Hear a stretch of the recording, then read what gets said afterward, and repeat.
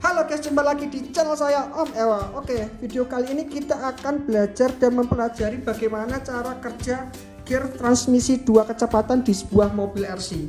Jadi mobil RC itu ada yang pakai gear transmisi ya. Jadi kita bisa pilih untuk speed 1 dan speed 2. Kalau untuk tipe yang tidak ada gear transmisi, dia akan cenderung ke speed yang nomor 1 ya. Dia akan slow.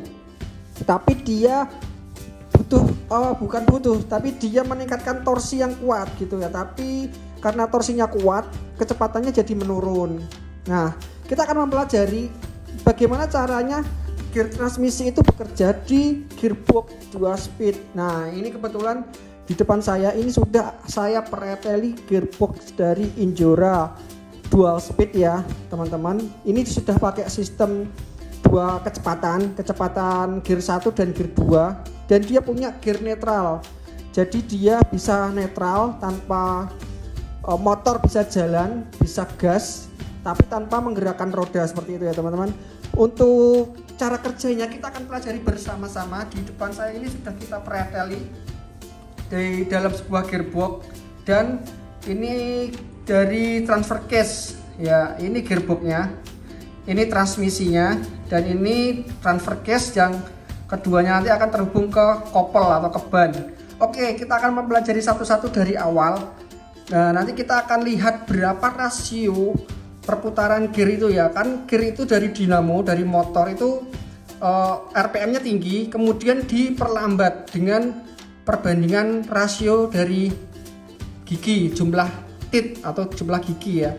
Nah, di gearbox Injora dual speed ini kita akan bongkar semua cara kerja dan mekanisme dari dual speed dan berapa rasio yang terjadi di gearbox ini. Oke, kita dari awal dia sudah pakai planetary. Jadi ini gear pinion dari kasis, dari bawaan ini, dari bawaan gearbox ini jumlahnya 15 tit, 15 gigi. Nah, gear pinion ini kan dari dinamo langsung, dari shaft dinamo, motor dinamo. Dia akan bersinggungan langsung ke ini, 3 gear ini. Ini adalah gear rotary. Jadi posisinya ketika ini masih ada slotnya dan terhubung langsung ke motor dinamo, dia akan ke sini, masuk ke dalam tengah-tengah daripada gear rotary. Nah, jumlah dari gear rotary ini giginya itu adalah sama, yaitu sama-sama 15 tit ya. Jadi ketika jumlahnya sama, jadi tidak ada perubahan rasio di sini. Ini rasio itu apa? Ketika gear ini berputar 1 kali, maka gear rotary ini juga akan berputar 1 kali dengan jumlah yang sama putaran, dia satu putaran, ini juga 1 putaran. Namun ketika dia ini berputar, dia juga mengelilingi si orbit nih. Ini adalah gear orbital. Kalau di planetary ini jumlahnya 45 tit. Sudah saya hitung, dan ini jumlahnya giginya 45. Perbandingan antara 15 dan 45 itu adalah 1:3. Maksudnya bagaimana 1:3? Ketika gear ini berputar sebanyak 3 kali, dia rotasi 1, 2, dan 3, dia mengelilingi gear orbital ini sebanyak 1 kali. Makanya perbandingannya 1:3 seperti itu ya teman-teman. Dia menurunkan kecepatan dari motor. Itu sampai sepertiganya. Kalau kecepatannya dia itu 3000 rpm lah ibarat kata, diturunkan menjadi 1000 rpm, tapi torsinya besar. Karena apa? Karena speednya diturunkan untuk meningkatkan torsi. Seperti itu ya teman-teman. Jadi 1:3. Nah, pada saat dia berkeliling memutari gear rotary, otomatis dia kan ikut berputar ya. Ini casingnya ini. Nah, casingnya ikut berputar seperti ini. Ini gearnya juga berputar dan casingnya ikut berputar karena dia mengorbit dari gear besar ini, orbital. Nah, si casing ini akan bersinggungan langsung oleh shaft yang ini. Ini adalah shaft menuju gear transmisi. Nah, di sini gear transmisi ini akan bertemu dengan 2 gigi, 2 gear. Ini yang gear 1, ini gear 2 gitu ya teman-teman. Ini gigi 1 ini dan gigi 2 lah. Inilah yang dipindah-pindahkan oleh si transmisi ini. Dia akan memilih di gear 1 atau gear 2 karena di sini terjadi perbedaan rasio gear. Ya gitu ya teman-teman. Jadi ada antara gear 1 dan gear 2 itu akan berbeda rasionya. Di gear 1 ini tak namain gear 1 ya. Gear 1 ini jumlah giginya 20T. 20T akan bertemu dengan gear langsung ke gearbox atau ke gardan yang nantinya akan diteruskan. Itu akan bertemu di jumlah gear 42T. Ini sudah saya hitung, ini jumlahnya 42. Nah, karena ini jumlahnya jauh lebih besar, maka terjadi perbedaan rasio. Ini berputar 1 kali. Ini berputar 2 kali. Ini akan berputar 1 kali. Jadi perbandingannya adalah 1:2. Satu rotasi di sini itu terjadi 2 kali perputaran di gear sini. Ya, ini diturunkan kembali putarannya. Jadi kecepatannya akan melambat di gear 1 ya, maaf ya, ini gear 1. Nah, kecepatan ini akan melambat. Nah, ketika kecepatannya sudah diturunkan dari 1:3 kemudian diturunkan lagi separohnya, maka yang terjadi adalah rotasinya pelan, namun kekuatan torsinya itu lebih besar, maka dia bisa diajak nanjak, bebatuan dan lain-lain karena torsinya di sini besar. Di sini gearnya berputar kencang, tapi perputaran gear di sini terjadinya sangat pelan karena untuk meningkatkan torsi itu harus mengorbankan RPM ya teman-teman. Nah, ketika ia perlahan, maka ini adalah shifter. Nah, inilah fungsi dari fungsi dari perpindahan gigi. Perpindahan gigi itu terjadi di sini ya teman-teman. Dia itu akan memilih antara gear 1 atau gear 2 dengan cara memilih gear mana yang mau diteruskan ke gardan. Nah, ketika kedua gear ini berputar, dia belum tentu diteruskan ke gardan karena dia ada pemilihnya. Ini namanya shifter. Ini adalah alat untuk memilih gear 1 dan gear 2. Oke, kita lanjut dulu ya. Kita akan bahas di gear kedua. Nah, ini adalah gear speed. Ini di sini jumlah giginya 27 dan bertemu dengan gear yang bersinggungan di 34T. Nah, di sini terjadi rasio juga 1:1/4. Ketika dia berputar 1 kali, di sini berputar 1 kali, ini sudah berputar 1/4 kali. Jadi 1 lebih sedikit, lebih 1/4. Nah, hampir sama perputarannya ya. Jadi ini kecepatannya pun juga hampir sama, hanya selisih 0,25 saja. Jadi ini adalah gear speed. Gear kedua ini untuk meningkatkan kecepatan, tapi kalah torsinya dengan gigi 1. Nah, seperti itu ya teman-teman. Kedua gear ini akan bersinggungan langsung seperti ini. Dia akan bersinggungan langsung. Ketika bersinggungan, dia tidak akan memutar tuas yang menuju ke transfer case, belum, karena kedua gear ini akan dihubungkan melalui ini namanya adalah, kalau saya menyebutnya ini adalah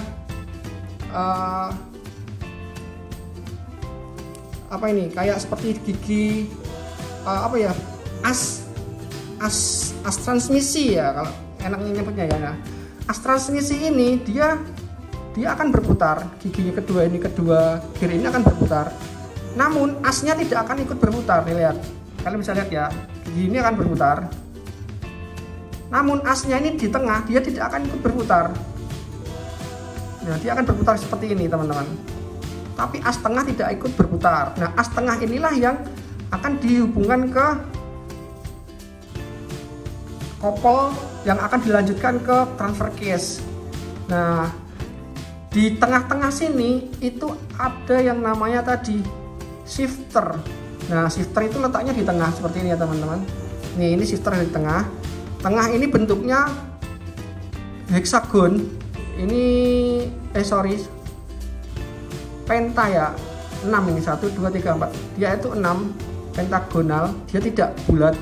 Kalau di gear sini ada bearing, maka dari itu dia tidak ikut memutar dari as tengah, as transmisi. Nah, yang ikut berputar adalah di sini. Nah, yang menggerakkan as tengah itu adalah si shifter. Nah, seperti ini ya teman-teman. Nah, di sini itu ada lubang. Di sini juga ada lubang. Seperti ini. Ini yang nantinya akan dimasuki oleh shifter. Nih, dia shifternya juga punya gigi. Dia akan masuk ke sini. Slek. Slek. Slek. Seperti itu ya teman-teman. Gitu. Jadi paham ya ini ya gambarannya secara singkat seperti ini ya teman-teman untuk cara kerjanya.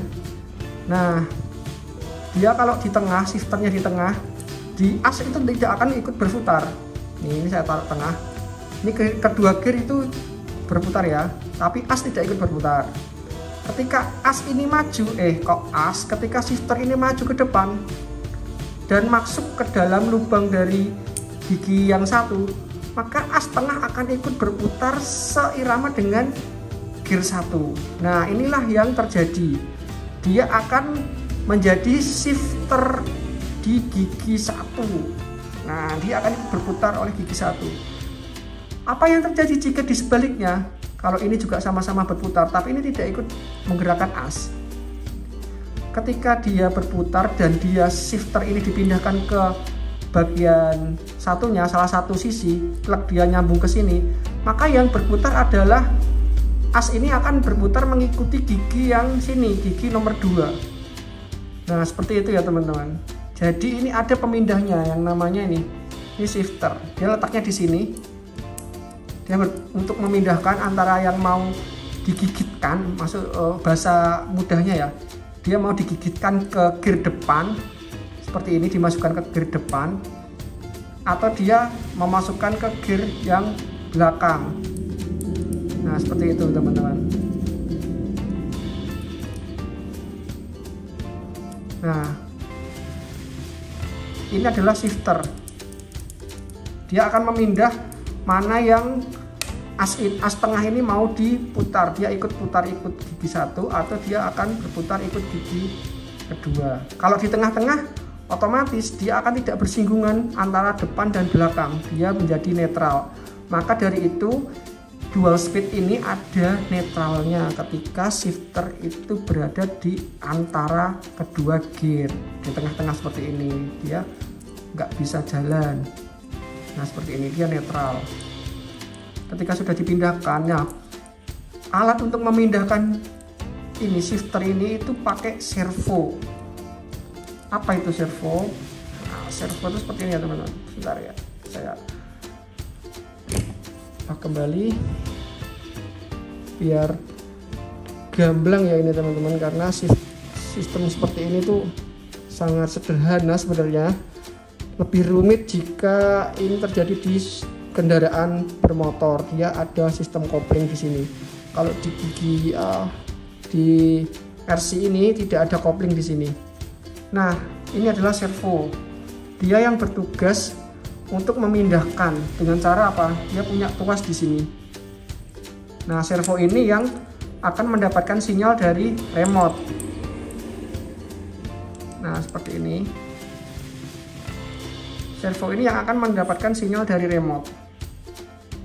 Ini untuk netral tengah, ini untuk gigi yang kedua, dan ini tengah netral, dan ini dia akan mendorong untuk masuk ke gigi yang pertama 1.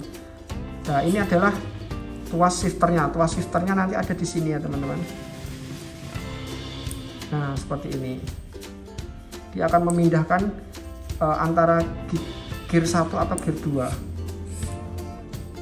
Nah, seperti itu. Oke.